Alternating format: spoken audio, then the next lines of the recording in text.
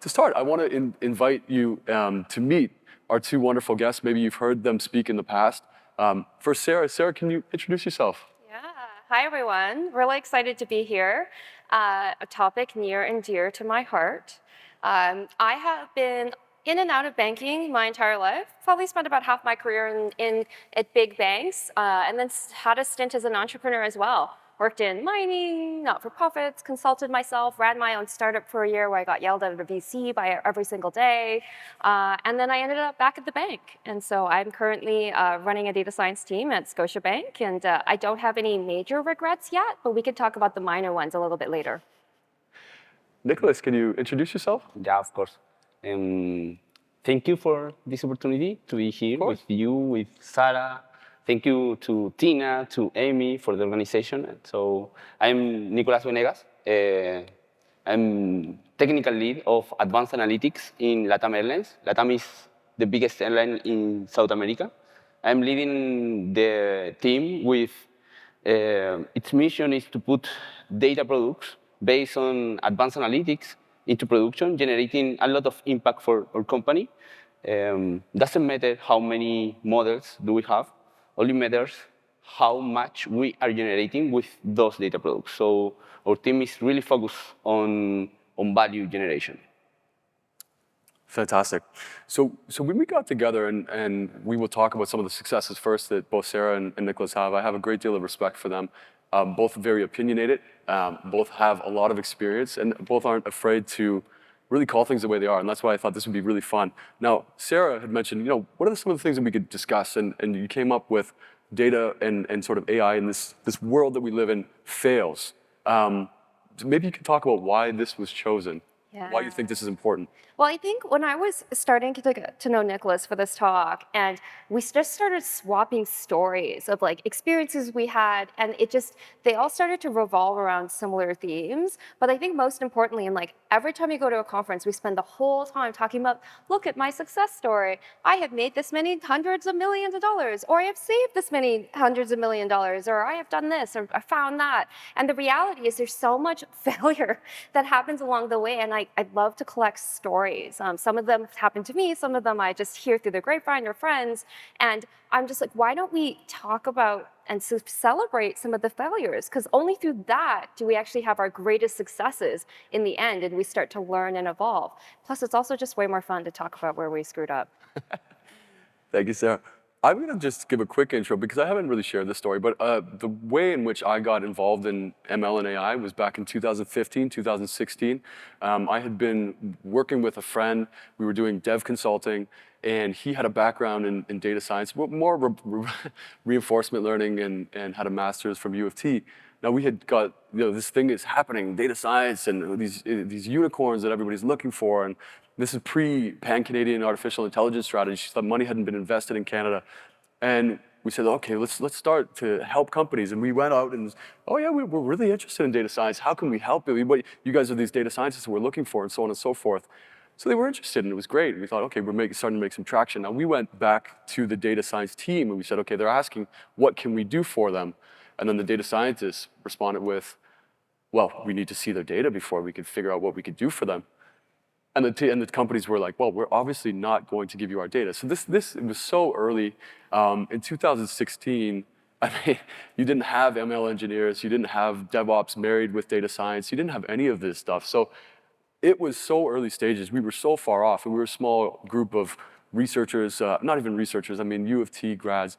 So we were so far off, it plummeted. But as a result of this, it started and spawned into the Toronto Machine Learning Series. We ended up having people come out, businesses, researchers, academics, practitioners, and it snowballed, and everybody was saying a lot of the same things, a lot of the same pain points, and that's really where this birthed. And that was a massive fail. We were so we weren't ready to do anything or offer any value, and the companies didn't know what value we could offer themselves. So I want to get into it. Sarah, can you maybe start by sharing one of your more recent failures with us? Ooh, so this actually happened this week. I just learned about it this morning, so it's like hot off the presses. There technically is a win. Most of these will actually have a win behind it in some way, shape, or form. But like this is just a great example of just like AI take the wheel. and then it doesn't work. And so basically, we're looking at completely revamping segmentation for one of the products that I'm working on at the bank. And for those of you who don't know, I specialize in credit risk. At least I do for the last year. Specialize in credit risk, so probability of whether or not someone is going to pay us back when we extend a loan in some way, shape, or form. And usually the first instincts for a lot of people that we work with when it comes to segmentation is they're like, I'm going to do a decision tree, and I'm going to let the model tell me where the segmentations lay. And so, did that, and we're looking at it, and it's like, it's okay, it's great. We obviously need some tuning and this and this and that. But then it's just like, let's just sit down for a moment and like combine collectively, like, how much do we know about this portfolio? And like, what makes sense? And so we literally just sit there and brainstorm like 3 of the most important factors that we can think of how to describe like this one particular set of populations. Then we run that segmentation. So we force that segmentation in for the first branch of the tree, and then we're looking at what comes out afterwards. And lo and behold, our intuition found us an extremely significant proportion of the population that has a risk profile 1/4 of the average. That's phenomenal. That's exactly where we want to play. That's where we want to be extending our best offers. That's where we want to point the strategy team and be like, hey, look at this massive opportunity that we just found for you. But we had to overlay the human intuition on top of that instead of going down this rabbit hole of just like, tell me what you got, Mr. AI. Did not work well. And now I'm really excited though to be able to like take that to the business partner and be like, hey, this is awesome. And when they ask us how we get there, we'll just be like, intuition, hand waving. We can justify it, but. And we'll talk about business partners, I think, in a minute. Nicolás, can you share with us a recent failure? Yeah, we're working with several partners in LATAM, and some of our projects could bring us really good quality about our level of ML ops. So we needed to push our level of ML ops to new features. So in the new release for our platform, it will bring with those features that we need. And we were waiting for several months for that new release. And I don't know exactly what happens, but they had a lot of delays for that release. And of course, I have a commitment with our leaders to have all of those features before end this year. So I told them, okay, guys, sorry, but we need to put that new release into production at the end of October, okay? Mm-hmm. So they told me a lot of things. For example, sorry, my people is on holiday here in that country. So it was so different the way that they are working with us. So, but for me, I had a commitment with our leaders, so sorry, you should put that into production. Doesn't matter what the people are doing. And they did that, but they put a lot of errors into production. So they didn't ensure the quality process. I think that they follow my instruction, but so literal. So they put into production, but with a lot of errors. So we couldn't put anything into production for 1 week. So we lose something like $300,000. That was my last mistake. We might either have to edit that out before the LATAM folks hear this, or perhaps we just don't air this publicly afterwards. That's interesting. And for those who didn't catch Nicolás's talk, and not to, again, make the mistake to just describe by focusing on the successes, but you did do some incredible work, one of which was in a crisis for the airline industry, produce an incredible amount to the tune of tens of thousands, over $100 million with a team, and you built that out. One of the things that you did mention, though, is it took not just that year in which the models themselves were rolled out, but there was many years prior to when you were building your team up. Perhaps we could discuss some of the recruiting that went into that, because I'm assuming you didn't just hire all 54 employees within a year. Yeah. Was there any failures that you might be able to share along the recruiting lines or results of some of those recruits that didn't work out that you can share? Yeah. I think that in recruiting, maybe I am spending the 60% of my time. I think that I'm going to be the new human resource VP of the company. I think that you should be as leader really commitment with that new participant of your team. It will be part of your team. You should trust on him or her, and she should trust on the team. So if you are not in that page, I think that the best idea is not continue with that candidate because you will lose a lot of time, a lot of energy because we put a lot of energy and spend a lot of time to recruit people. So if that is not the right person, maybe that person will lose a lot of time too. So it is not about only the recruitment process, it's more than that because you should put effort on the onboarding, for example. And we know that no one could be really productive in the first 3 months. So if that is not the right person and you should to have that person left the company, that is the worst scenario, I think. Wasted time on both Wasting time, and onboarding, recruiting, and all of those things. Sarah, I want to get to yours, but maybe this will segue a small little anecdote from a close friend of mine, actually, who was living in Vancouver. He had his family with him in Vancouver, had interviewed, and I'm hesitant to mention the name of the company, but let's just say if you work or if you're interviewing for either Microsoft, AWS, Facebook, insert maybe 2 other companies there, one of these might apply. And you probably are familiar with the typical interview process and hiring process, which in some cases can be multiple hours, over eight interviews, and can go over the span of multiple months. So this was the case. And as it turned out, he was hired, which he was very happy for. The position was here in Toronto, which he was okay with because he was originally from Toronto, so he decided to move his family and had an apartment and so on and so forth. Now, the actual timeline for this job was in 4 months. So we said, okay, we'll ride out the summer. We'll start towards the end of summer. At some point, he had to go through this manual process of resubmitting his CV onto the company's platform. Now, he had done a bachelor at some point 10 years ago, and it was only for a year. It was completely inconsequential. It had nothing to do with the actual position itself. But he said, okay, more or less to clean up my CV, I will take this off, which he did. Now, when he loaded it back onto the company's platform, shortly after he had moved back, he got a message from the point person, essentially, for this recruiting drive, who had said, unfortunately, we're not going to, and we're going to rescind our offer. To which point he was completely shocked, of course. And he had said, well, why? And they said, well, we can't actually disclose that for corporate and financial, I guess, legal reasons. He had to do a bunch of loopholes, ask a bunch of people. He basically, the person that was his point person didn't actually understand themselves.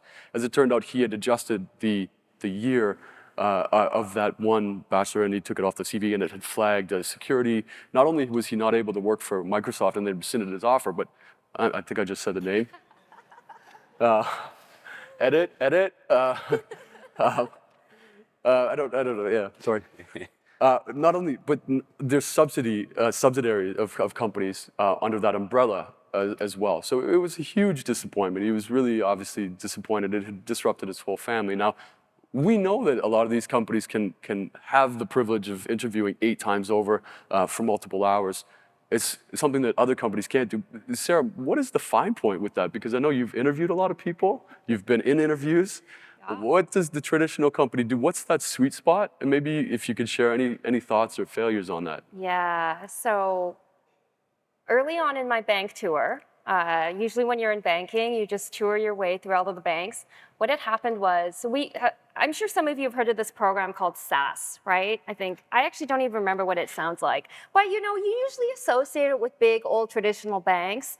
And we needed a SAS programmer, okay? So obviously, you're looking for people with the SAS 9.2 certification, et cetera, et cetera. And then we found this candidate and he seemed amazing. He was so polished and presented himself really well. We give him the offer, we're really excited. And then like some time kind of goes and we're just kind of like, hey, how's that project going? And he's like, yeah, it's really complicated, but you know, I've got the like right relationships and I'm working on this and I'm investigating this. And then eventually we start asking more and more pointed questions. And at the 6-month mark, that he was hired, he hadn't even downloaded SAS onto his computer. Turns out he had no idea what it was. He didn't know how to use it. He just knew how to bullshit his way through an interview and then strung along our company for 6 months. You know how much time and money that was wasted, let alone the delay in the process? So that's why we do a technical screen. Yay! I'm at a different institution now, but and it's such a fine line between like how many and what type of interviews do you have to go through? And like, I get it, it sucks being on the other end, but it's funny because every single interview that I think in the processes that I'm running or peers that I know of, there's always some horrifying story like that, which is so, and that's why that interview is designed, is to try to either appease somebody or tease out, do you actually know something about that is like vital to this job? So yeah, you know, please, if you're hiring for technical roles that require programming, test them on programming skills live in real time. So we get the two extremes there. That's interesting. I feel like my LinkedIn scroll has a technical or a review interviewing horror show post. I don't know if you guys get that a lot. Maybe, can I just get a show of hands? Does anybody have a recruiting, or maybe they've gone for like a horror story or any type of difficulty or challenge that they've come across? I do not believe we have only one. And Akbar, I respect you. There we go. There we go. We have 2, 3, 4. Okay, 5. Okay, that's more like it. 5, 6. Akbar, do you want to share yours? Can you? Is this possible? Do we have a mic here?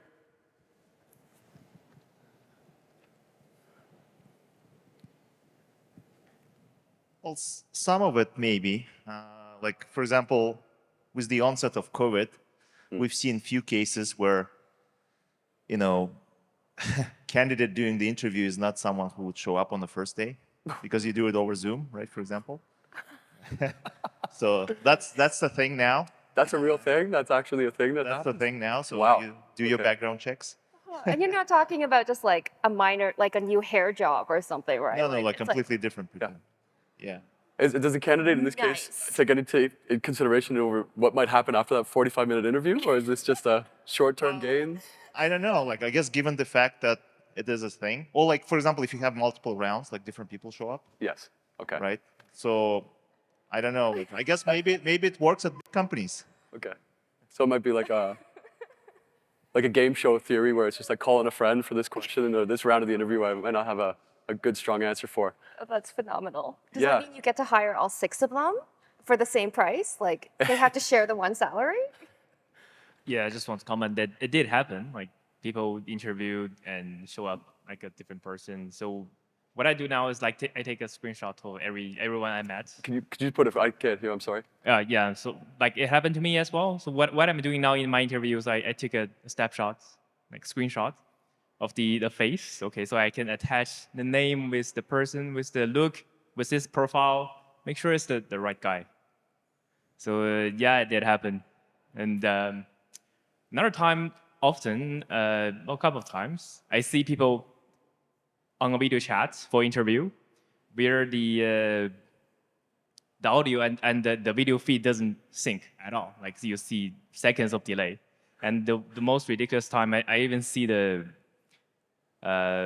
window of like some remote desktop like showing up. So it's obviously doubling. This is not the same guy who's doing the interview. The guy just there to present his face and do the lip moving, and all the other things are done by some other guy. Oh, I don't want to hear these stories anymore. We're scaring Sarah. Anybody else want to share anything before we move on? This seems to resonate a little bit. I mean, there's obviously I think a sweet spot because I've heard anecdotally a lot of situations in which the employer is asking for things, and you might fail a specific portion of the interview, and that maybe that's reason to not hire you. But in a lot of cases, I guess the critique is that, well, this is just one portion of the interview, and that person can go on to learn that. And perhaps it's a failure of the person interviewing to not recognize that the overall breadth of work and experience is enough to justify hiring that person, he, she, for the position. But these are all interesting stories. Do you guys have any intuition as to what would be an adequate amount of candidates, perhaps, that you need to interview for certain positions? Or Nicolás, I know that you have a very specific hiring strategy within LATAM Airlines. Could you share us something around that? Like? Yeah, we're trying to automate everything in the first task, because of course we want to technical screen as well, because we have the same problems. If we're going to have a lot of candidates, we want to interact only with the 10%, with the top 10%. So that is something that we're looking for. It's really hard because if you want to automate all those technical tests, it is not so easy. You should be really aligned. Something that we are looking for as well is to measure the people that we already have inside our team. So we want to say, okay, for example, if our level of a SQL is this one, we want to have new candidates, new team members with someone more than that to increase the average of our team. So that is the first part of our process. After that, we want to put challenges, but only for that 10% to interact with them. And the last part is on-site. We want to put people on-site to do the last interviews and send the offer in the same day. Ooh, I'm so jealous. That is something that we are trying to push with a lot of effort in the last month with, I think, that important effort for the whole team, because it is not only for leaders. For example, if you are trying to hire machine learning engineers, of course, machine learning engineers should be involved as well. But of course, if they are trying to hire people, they are not developing some feature of your pipeline. So what is more important in this case? Because to have the right people inside your team is a really important decision. So maybe you should say, okay, I am not to develop this feature. Sorry, leaders, this will be not in production, but I am really commitment with my team to have maybe 10 people more for this role at the end of this month. There should be a balance, I think. We discussed the fear of being replaced. Ooh. Can you describe what that fear is? Oh my gosh. Absolutely. I've experienced this myself, actually. Like 2 years out of school, and it's like, learn Python if you want to be a data scientist. And I'm like, I already have all the other skills. How am I obsolete already? But when I was working for a mining company, and like very specifically, it was a startup at the time, and there was a major personal investor, and he just happened to be the CFO of this really, really major mining company. And then, like, obviously, he's like, we are invested in this company, therefore, use them. And sends his lead geologists and et cetera. And so, like, we're literally looking for gold, not like data mining, like gold. And so but then we have this new hotshot young PhD geophysicist with the data science skills, and he comes in and he's like, I'm going to solve all your problems. I'm going to find you all the gold. We don't need you anymore. And he's telling this to like geologists who have been with the company 30 years. And on top of that, like the land package, like geology is really unique in the sense that like a lot of these packages of potential mining areas, the geologists literally spent a decade on the boots on the ground, physically walking the land, taking samples, going down into old mines, like doing that work themselves. There's a lot of shit in their heads that is not on a piece of paper or on a map somewhere. And he obviously, their lead geologist was just like, who is this piece of shit? And walked out. And for 2 years, we weren't allowed to do any sort of project with them. And obviously the investor, like the company's like, why would we waste this investment? But the geologists are like, no, none of my geos are allowed. They have to go through me and we're not talking to you. It's a good point. And it leads us to something that I've heard a lot of, which is when you're speaking with consultants, or a lot of times when I'm speaking with folks here who are data scientists, maybe senior data scientists, who are working directly with directors or board members or stakeholders or sponsors, as we call them, anybody within a larger corporation that's pushing for these projects. Often cases, there seems to be a really massive disconnect. And a lot of times, I don't know, Sarah, you said something really funny. It was learning from headlines, which is somebody coming down and saying, hey, we need to do this, and there's a sense of urgency. And I always laugh and say, you can't decide to sprinkle AI on in Q3 and we'll get started in Q1. One of the things that I really pushed for when we started this in 2016 is I was saying to companies, you might need to take into consideration the fact that you're maybe 3 or 4 years away from even doing any type of AI. So you have this first of all, no sense of urgency, or maybe a certain sense of urgency at the wrong time with the wrong expectation. Companies can either overestimate the amount of AI that they can incorporate or completely underestimate it, and there wasn't anything really in the middle. But what I heard from a lot of folks was that just unrealistic expectations in terms of team size, in terms of funding, in terms of duration of a project and what's required. Is there a disconnect between a lot of the folks at the top of the chain that, or like, where does that come from? Because it's something that we've put a lot of effort into in trying to help people, help bring in folks that have that influence. I won't mention any more names, but there are some larger companies that I've said, you need to come to have these discussions, because the people underneath you, who probably won't say so directly, are begging for us to educate to a certain extent. And then I'll call those people and they'll say, oh, cool, I'll send my data scientists to the conference. And it's like, no. They want you to come to the conference because they want you to understand how to make their lives easier and be more successful. Is there a disconnect? I mean, it's... Chain management, I think. Team management?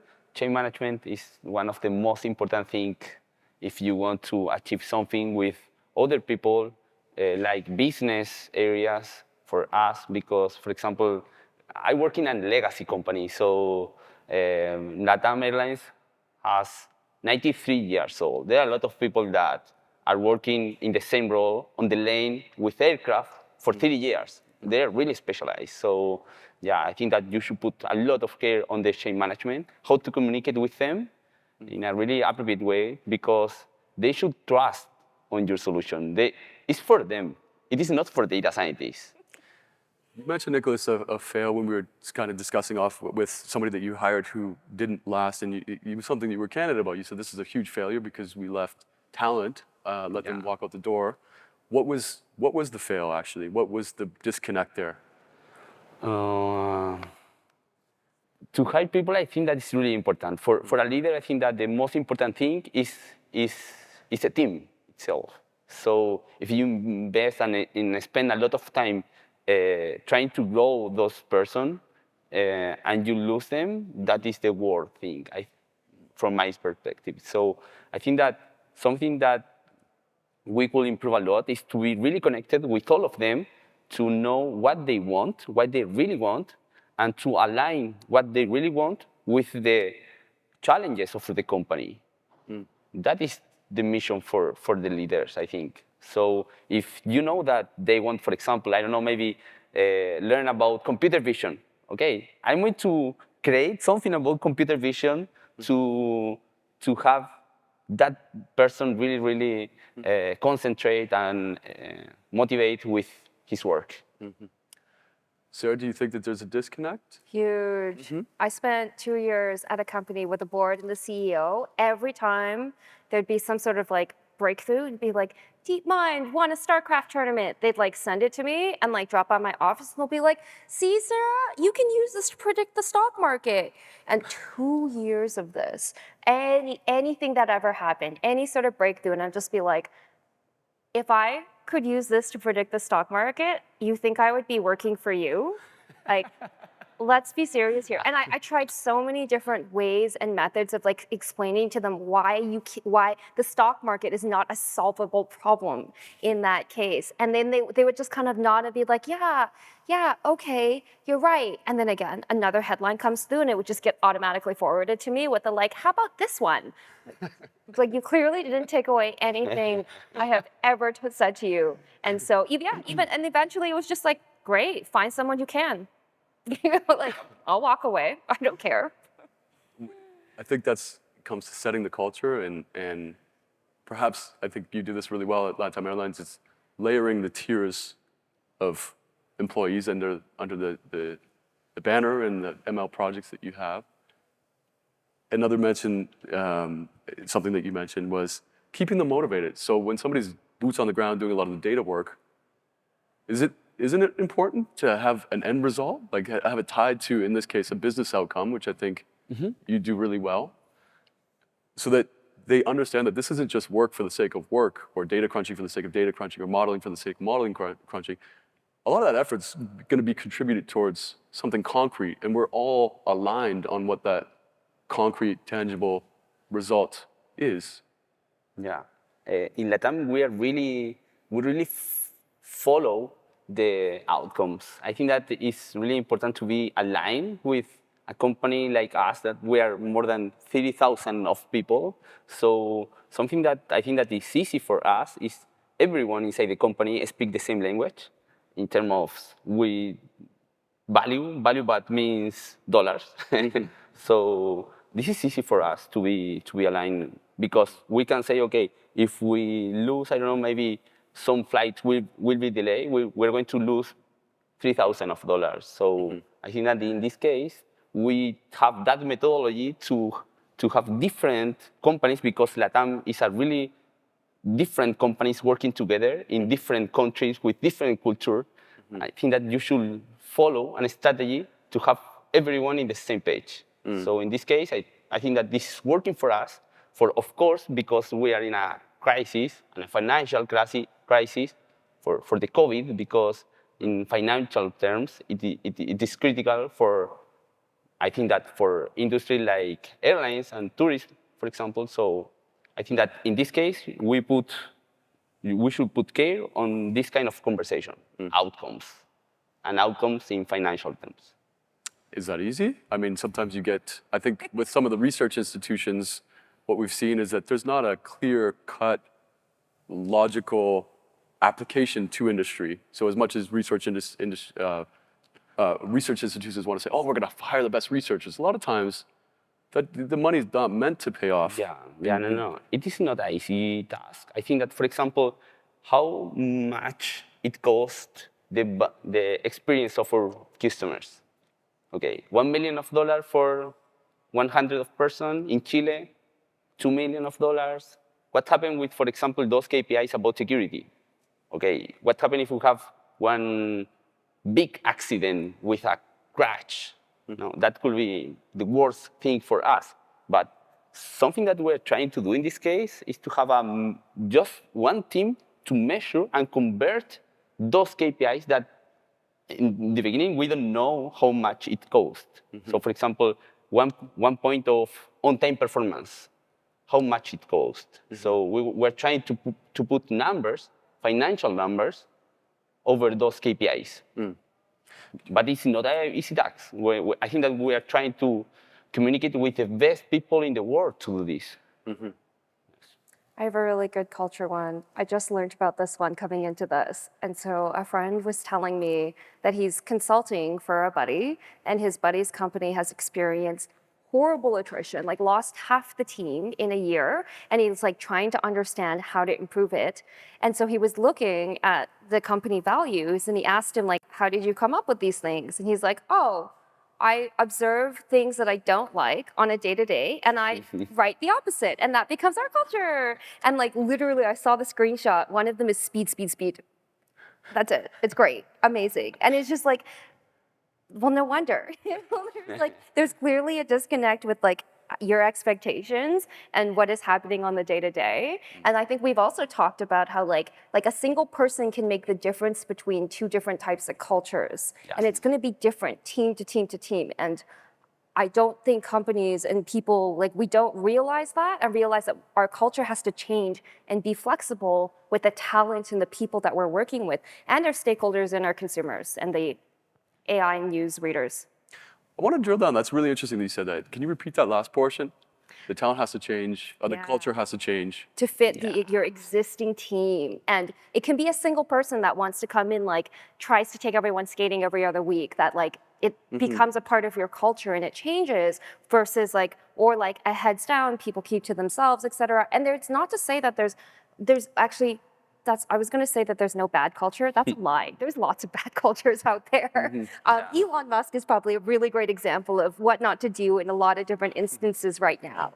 But I think that's one thing, which is like, you have to be flexible and you have to work with new leaders, new talent, new executives, new stakeholders, new customers. And like, you have to truly listen to what they're saying. And your culture is going to reflect that. And it's really hard if you're like stuck in one way, one set of thinking. It's really hard, and it takes years to transform culture into something that is closer to what you're looking for. And you can't just like let it happen organically. Otherwise, then you get the like speed kind of example. I think we're up for time. As I mentioned, this is an important conversation. I know it doesn't fit into the natural, perhaps, flow of a lot of the talks that we've had, but I anecdotally hear a lot of these things that I've accumulated throughout the years, so I think it's time for us to start vocalizing them a little more. I encourage everyone here to help us in sharing a lot of their failures. I think oftentimes just naming them, just like talking about the crazy shit that you come across helps you to articulate and look at it through a different lens. Therapeutic, too. This is the last, actually, let's end on this. Because I think this is timely. We kind of it seems to be entering into a recession. We've gone through COVID. And it's like, what's next? Are we waiting for a meteorite to like strike Earth? I don't know what else is going to happen in these next. What do you guys do around burnout? Like, is this something that we talked about? You faced. What does it look like for you? How do you overcome burnout? Okay, but are you talking about, for example, inside the team? You can take that question however you'd like. Okay, I think that you should put a lot of effort to the work balance of your life, because of course maybe you could want, or you want a lot of big goals with your team, and your leaders can say, okay, this is the goal, and could be really, really aggressive. But what is the team that you want? A team for only to achieve that goal, or a team that you want for several years? I can work for until the 3 a.m., maybe for 2, 3, 4 weeks. No more than that, sorry. One day, maybe. I was like, old Sarah, maybe. So I think that, yes, I prefer to have that kind of team that I can trust on them, and I can project or work or challenges, but for a long time. So I think that if you're taking that in mind, nothing bad will happen. I think that's so important. The like work-life balance. Like I remember as well when I was going through the toughest points in time with my own startup, and the burnout was very, very real. And I also remember just like trying different strategies to like disconnect and literally failing at relaxing. Who knew that that could be a thing? But it's true, and it happens to a lot of us.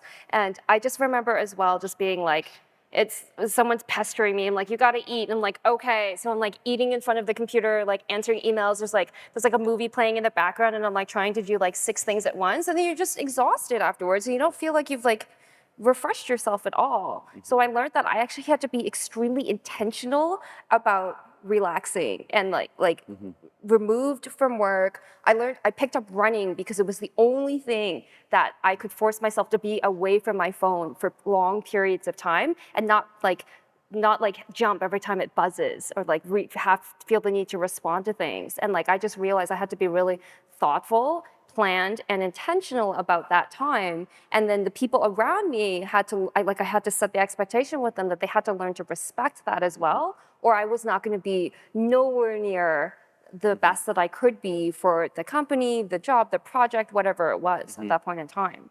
And I think we don't necessarily allow the people around us, we don't always respect that time, especially with like everyone's got Messenger on their phone, et cetera, right? Like it can be tough. Go on vacation, but please keep an eye on your email, No. just in case, right? Or like, yeah, you can't do that. You can't do that to people. Perhaps with COVID and this work abroad and being flexible on the one hand, the other really important thing is to set really concrete boundaries because we can't be available all the time. And I know that for a lot of middle managers, they've mentioned that working remote's been really stressful. Yeah. It's really stressful. They might be working with two different teams in two different time zones, people on different schedules. They end up working more. There's no disconnect. So, With family. Yeah. with family. Yeah, if you have, for example, sons. Oh yes, I could talk forever on that. Anyway, we are going to wrap this up. I hope everyone enjoyed. I do hope we can continue this conversation. It was a fun little experiment, and we had some interesting submissions within the group on Huva. It's not too late. I would still love to hear. And again, it doesn't have to be something super personal. It could be just anecdotal or something that's happened in the far past. But I'd love to hear on the group chat. I think it's called Share Your Failures. And we'll be checking these. And who knows, maybe we do this again and we incorporate some more of those as well. So Sarah, thank you so much. Nicolás, thank you so much, both for joining and coming from Chile to join us here. It's been an absolute pleasure to host you both. And thank you everybody for joining. We will be taking a short break. We do have our draw tickets as well. The draw tickets are good for a $100 gift card. We have books from Chip, Huen, Stephanie Mullen, as well as some TMLS toques and hats and so on. So we will announce the draw tickets shortly. We'll announce the winner. Please keep tuned for that. I think we'll be announcing it on the app. And thank you so much. We are going to be joining back here again at 5:30, I believe, for the Startup Showcase and Career Fair, where other companies will be coming in. You'll have a chance to chat with them. But this is the end, so please help me in giving them a warm welcome. Our wonderful guests, Sarah and Thanks, Nicolás. everyone. Thank you. Muchas gracias. Thank you, guys.